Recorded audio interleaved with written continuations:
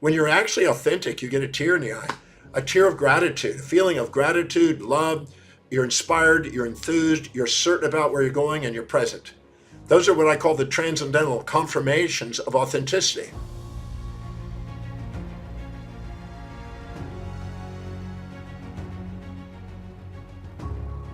Everyone wants to be loved for who they are. And as a result of that, unless you are who you are, don't expect to be loved. That's kind of common sense. But what's interesting is that many people are fluctuating around who they are with sort of an imposter syndrome. They're exaggerating themselves or minimizing themselves, puffing themselves up or beating themselves up, going into aggrandized pride or going into humble shame instead of being themselves. And what I've discovered over the last 50 years of research is that not only is our physiology, not only is our psychology, not only is the sociology around us, but even the greater universe, you might say, the world around us, the theology is attempting to help us get there with feedback systems. So if you have something to write with and write on, you might take some notes because we're going to explore this a bit. Walter Cannon, I believe it was 1963 or so, wrote a book called The Wisdom of the Body. Now, I read that when I was about 23 years old, when I was studying in professional school in physiology. And if the temperature in your body goes up, you have an automatic mechanism in the hypothalamus, in a particular area of the hypothalamus, that regulates and causes autonomic responses to cause us to sweat. And then to bring that temperature back down, cool us off. As you know, on the beach, when you walk on the beach during the day, the sand is cool in the morning, but by the end of the day, it's hot. And then it cools down rapidly. But the water takes all day to cool. It regulates down. So when we sweat, we change the temperature more moderately. So sweat is a mechanism to make sure we get our temperature back. If we get cold, then we end up shivering to activate more energy and heat to make us have the temperature go back up. So we have what is called a homeostatic feedback, a negative feedback system to try to bring us back into equilibrium with temperature. Now this same thing occurs for our blood sugar, hyperglycemic, diabetic, hypoglycemic. We have glucagon and insulin designed to try to bring it up or bring it down if it goes down or gets up. We also have this for blood pressure. We got baroreceptors that are involved in making sure that we have homeostasis with blood pressure. In fact, every transmitter, every hormone, every physiological response, even pH, has homeostatic mechanisms that are responsive. They're called an interoceptive negative feedback system inside our body to make sure we have homeostasis. So no matter what we get on the outside, we're perturbed by the outside environment, our body maintains a homeostasis, or at least an allostasis, which is an approximation to balance in a dynamic system that's moving and changing. So either allostasis, which is a dynamic oscillation moving around a homeostatic center, or homeostasis, which brings it back to the center, our body is doing that. And I've been studying that physiological response in order to get us back into homeostasis physiologically since 23, so about 45 years. What's interesting is the same thing occurs on psychology. If we end up getting elated or get high or emotionally exuberant, we have certain feedback systems to bring us back down, hedonic adaptation, in order to calm down the dopamine and the oxytocin and serotonin levels are going up and endorphins are going up to try to bring that back down. That's why if we kiss somebody the first time, we may kiss them for 45 minutes, the second time 43, eventually 41, 40, 39, 38, 37, and we eventually don't get the same high out of it. It brings it back down to bring it to homeostasis. The same thing if we have something that challenges, we have what we call desensitization in order to bring us back into homeostasis.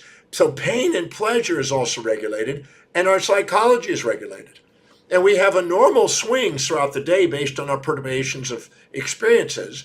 And we have what is called cyclothymia, moving ups and downs throughout the day, lower self-esteem, higher self-esteem, etc., all fluctuating around a true self-worth.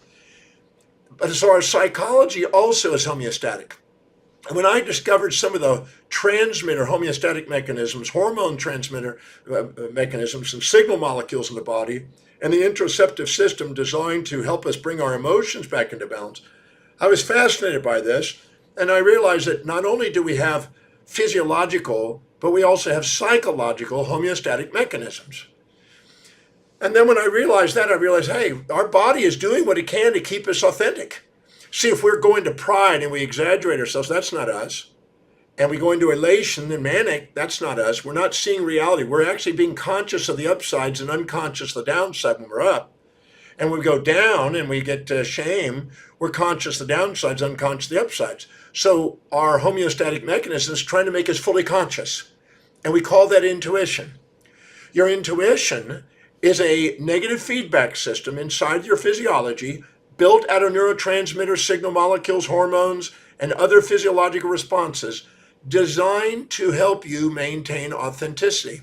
And it's also to maintain a balance between past and future to keep you present.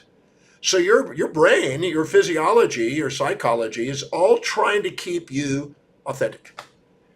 And what's interesting is the second we go and we see something that we have a subjective bias interpretation of, and we get conscious of the positives without the other, and we get elated, we immediately kick in different hormones, different transmitters to get that back into equilibrium. So that's why our emotions are fleeting and changing, and just give us a few minutes and they'll come and go. The synthesis and synchronicity of these are actually going on, but we're only conscious of them one at a time. Wilhelm Wundt, the father of experimental psychology about 30 years ago, described a thing called simultaneous contrast versus sequential contrast. Sequential contrast is where you see a positive and then eventually you see a negative. You infatuate with somebody and then over 6 months you start to see the downsides. Or you resent somebody and eventually 6 months later you find out, oh, that served me after all. The terrible had terrific, the terrific had terrible. It kind of yin-yang within each other. Kind of a Taoist understanding or an acupuncture principle that yin and yang are always together. So what happens is we have these perceptions that are sometimes skewed. We have the subjective bias. We see things with a false positive on the positives and a false negative on the negatives, and we have a bias. And then we end up eventually being brought back into homeostasis to see things as they are. If you look in a relationship, you have times when you like your relationship and other times you don't. You'll actually dislike it. It fluctuates. But it still goes up and down and fluctuates around a mean. Sometimes you go, gosh, why am I doing with this individual? Next minute you go, thank God I got this individual. So this homeostatic mechanism is trying to keep us authentic. Because if we exaggerate ourselves, we aren't being true. If we minimize ourselves, we're not true. And every time we go through and fluctuate our physiology or psychology, we don't have maximum performance. That's why we have homeostasis. That's what Walter Cannon was saying.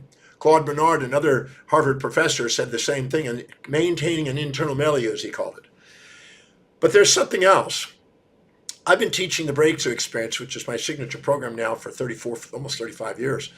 And I've noticed working with people one-on-one and one-on dozens and thousands of people over the years that there is a sociological feedback system also. So there's not only an internal physiological and psychological homeostatic mechanism, which I call autotelia, but we also have an external feedback system, which is heterotelia. Autotelia means self-feedback, turning you back to telos, which is your highest value or your most objective and back on purpose. It's almost like your homeostatic mechanisms, the internal negative feedback systems, are designed to help you fulfill your purpose of being authentic and bring a service to the world, your contribution to the world, your making of a difference. But you also have it externally. And that's very fascinating. I've been fascinated by this and watching this because people come into the Breakthrough Experience many times and say, well, so-and-so criticized me and challenged me and ridiculed me or put me down or something. And then I go, if you're cocky and elevated above equilibrium and puffed up, you get a sociological mechanism to bring you back down. I call this the deflating resistance factors. Deflating resistance factors. Whenever you're exaggerating yourself and puffed up, let's say you look down at somebody and resent them and puff yourself up and exaggerate yourself, then you attract somebody come in there that criticizes and challenges you as a deflating resistance factor to get you back into homeostasis. So there's some sort of an entangled relationship between our social environment and our life and these perceptions we have about life. So I've noticed it. We have either, if we get really, really, really puffed up and arrogant and really pushed up there, we get tragic events to humble us. I call that the theological feedback system. If we get moderately puffed up, we end up having criticism and challenge. If we get mildly puffed up, we get humbling circumstances. And if we just get mildly puffed up, we get distracting low priorities. So there's a gradation of feedback from society that people try to distract you, people try to humble you, you've seen the tall poppy syndrome, maybe in Australia, if you get cocky, they try to put you down and cut you down. You see this in candidates going for presidency, or you see it in Donald Trump right now. The more he gets cocky, the more they go after him. So these are sociological feedback systems that are basically part of a field of intelligence, you might say, that's sociological, collective intelligence, making sure that there's a homeostasis in the overall system. Imagine that just like the cells of our body need to maintain homeostasis, the people of society need to be homeostasis, and the collective society has a autonomic feedback system, if you will, maintaining everybody brought into it. That's why Emerson, in his essays on compensation, says, swell the state, kill the owner, or he says, those that are proud, they get humbled. These mechanisms in society. We also have it if we go down. In Australia, instead of the tall poppy syndrome, when you get cocky, you get knocked down. You also get lifted up by society. I mean, even our tax systems, if we get cocky and start to get really wealthy, we get more and more taxes to try to bring us back into equilibrium by economists. And if we get down, we have less taxes. And that's trying to bring some sort of stability instead of having the haves and the have-nots in society go to extreme and have revolutions. So it's a homeostatic mechanism to try to keep us in more financial and psychological equilibrium, more authentic. Because we puff ourselves up, we tend to get arrogant and narcissistic. We beat ourselves up, we tend to get altruistic and humble. And when we actually get back to ourself, we actually have grace. And one of the signs of grace is a tear of inspiration. When you're actually authentic, you get a tear in the eye, a tear of gratitude, a feeling of gratitude, love. You're inspired, you're enthused, you're certain about where you're going, and you're present. Those are what I call the transcendental confirmations of authenticity. But the moment you get down, you get comedy. People try to get your light up. Then they try to give you, support and praise you. And then they try to get you pride-building circumstances to do things that give you an upswelling. People tend to do that when they see the down-and-out guy. And they also, in the process of get you back onto highest priorities, focus back on highest priorities. So we have what is called the inflating assistance factors and the deflating resistance factors as a homeostatic mechanism to assist us in actually being authentic. So we have, in a sense, a heterotelic, sociological, and theological. Theological is just the collective society in the whole, making sure that we get tragedies or comedies, the two mass, to get us back in homeostasis. So if we don't automatically listen to our physiology and listen to our psychology from within, we end up having to have sociology and theology without. People who are self-governed, that's why one of the reasons I teach the breakthrough experience, to make sure that people live by priority, because when they live by priority, they automatically activate the blood glucose and oxygen into the forebrain where they have the executive function, where they have self-governance, where they're more objective. And when they're more objective, they're less volatile in the fluctuations of judgment of themselves and others. They're more authentic. And in that state, they have the most wellness quotient, the highest level of stability, the most homeostatic state. But the second they are doing lower priority things, they activate their amygdala, which is involved in subjective bias and distortion, and they get infatuated or resentful easily. And then they end up getting pride and shamed inside themselves. And they end up having perturbation and instability and illness. And the illness of the physiology is a feedback system to let you know that you have a skewed view and is trying to wake you up. It's misinterpreted by most health professionals, but your physiology is offering you symptoms to try to guide you to know how to ask questions, which is what I call the Demartini method in the breakthrough experience, to help you go back to homeostasis and stabilize yourself and be authentic. The magnificence of who you are is far greater than any of the fantasies you impose on yourself. And the reality is that if you are authentic, you're most stable. You're more well. You have less noise in the brain. You have the most stability and most sustainable fair exchange in business. You end up having wealth and self-worth. You end up having more stable relationships. You end up more of a leader. You end up with more health and fitness, you might say. And you also would definitely have more of inspiration in your life. That's one of the reasons I teach the breakthrough experience.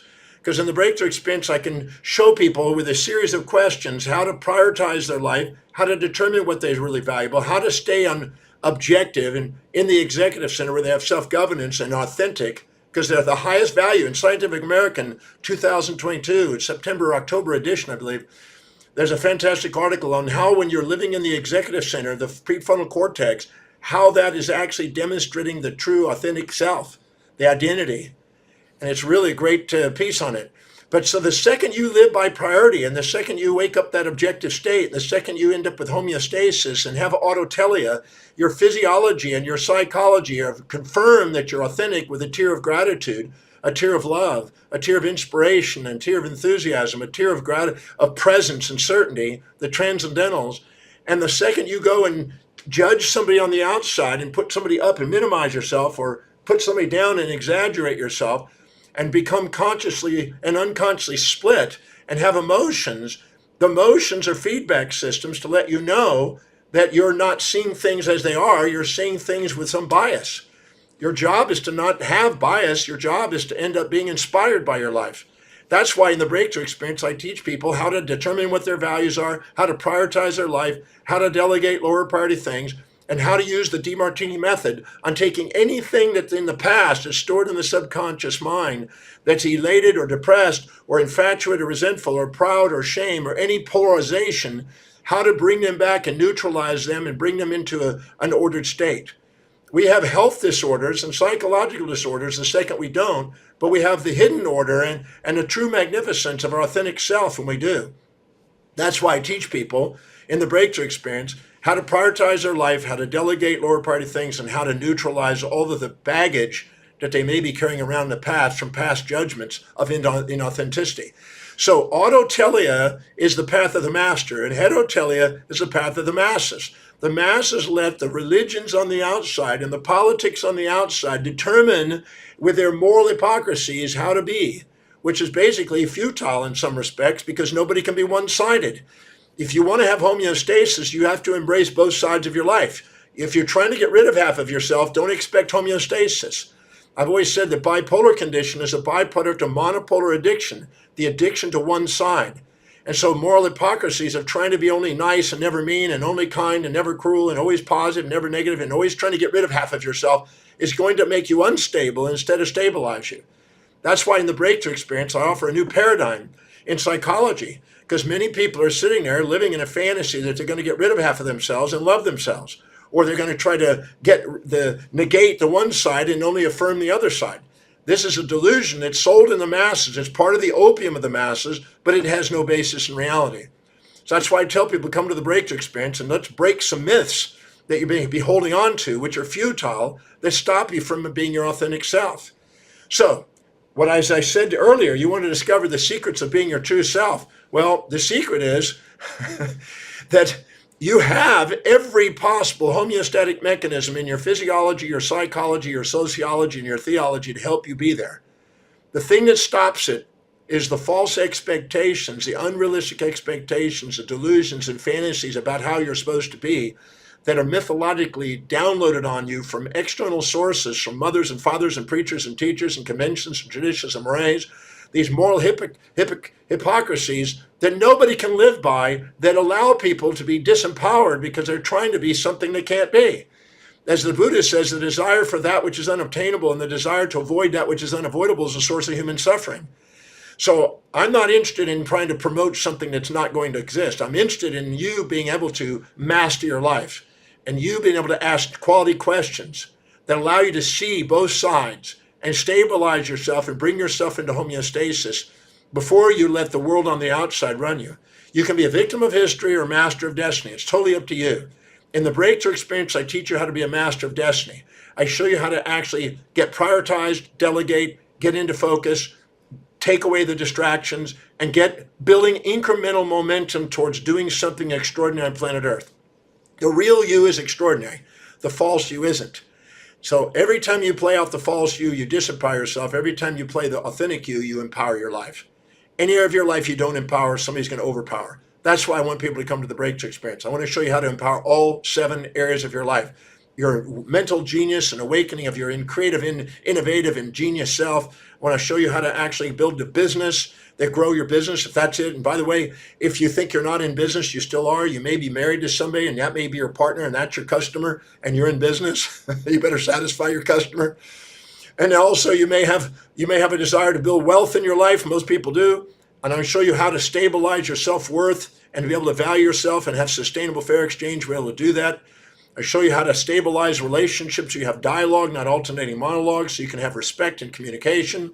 Show you how to stand up and prioritize your life and wake up the natural born leader inside you. Show you how your physiology is creating symptoms and how to interpret those symptoms and what they're really saying. Even the epigenetic expression of the genes is designed to help you stabilize yourself. And you're here to be inspired. You're not here to subordinate to necessarily some spiritual ideal out there, but more to be able to look and realize that if you're doing what you love and loving what you're doing with the people you care about, and you're inspired by what you do, and you can't wait to get up in the morning and be of service to people that way, then that is a great spiritual contribution on the planet. Beware of the dogmas of outside circumstances and outside authorities. Let's go within. When the voice and the vision on the inside is louder than all opinions on the outside, you begin to master your life. So I just want to share an idea here on discovering the secrets of your authentic self, your true self, you might say, and also how to get in the flow of that. That's why I want people to come to the breakthrough experience, and why I do that just about every week whenever I have, if I'm not in the middle of my bigger seminars, I'm doing the breakthrough experience, because that's the one that I'm most inspired to do. I love watching people's lives change. So if you'd love to spend 24 hours with me instead of just 24 minutes with me or 30 minutes with me, come and join me at the breakthrough experience so I can show you how to use the Demartini method to dissolve the baggage you may be carrying around, lighten the load, and be able to go after and do something extraordinary with your life. I've been doing this for 50 years, researching and teaching, more than 50 now, and I can't wait to share what I've discovered with you. I've helped thousands of people do that, and I look forward to doing that with you. So thank you for joining me here today on my presentation. I look forward to seeing you next week, and definitely at the breakthrough experience.